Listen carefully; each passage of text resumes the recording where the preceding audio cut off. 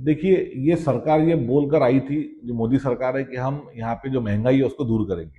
लेकिन इनकी नीतियां जो है, ये जनता नागरिकों के जेब पर क्या असर होता है इसको सोचे बगैर बड़ी बड़ी कंपनियां, उनके मंत्रिमंडल के कुछ मंत्री, इनका क्या फायदा होगा इसकी तरफ उनका पूरा ध्यान है।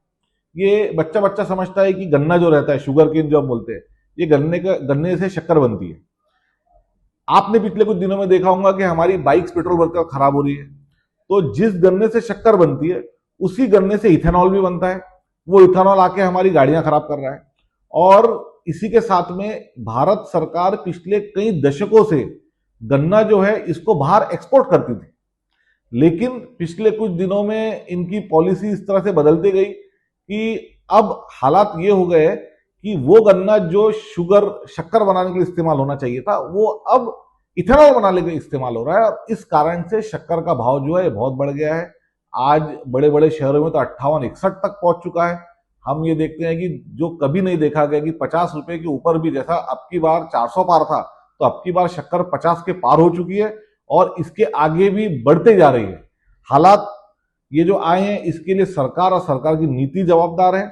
और आने वाले वक्त में ये हमें जरूर सोचना होगा कि इस सरकार को बदले सिवाय हम हमारे जेब पे जो सरकार का जुल्म हो रहा है, उस जुल्म को खत्म नहीं कर सकते। जैसे मैं आपको बताया कि सरकार के लिए किसी भी चीज का भाव कम करना बहुत आसान चीज होती है। ये अगस्त, सितंबर, अक्टूबर, ये त्योहार के महीने रहते हैं। इन महीनों में वैसे ही शक्कर की जो डिमांड रहती है बढ़ जाती है।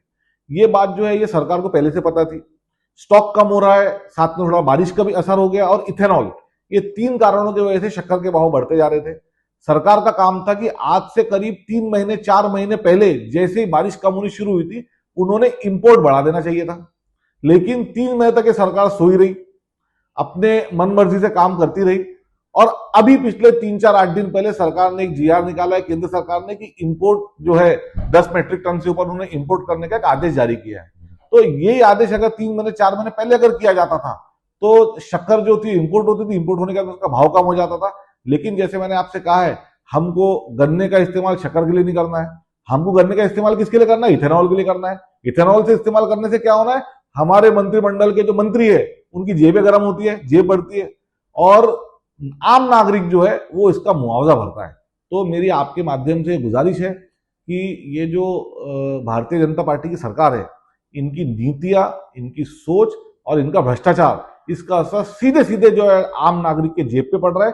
ये बात आपके माध्यम से मैं इस पूरे शहर के नागरिकों को बताना चाहता हूं।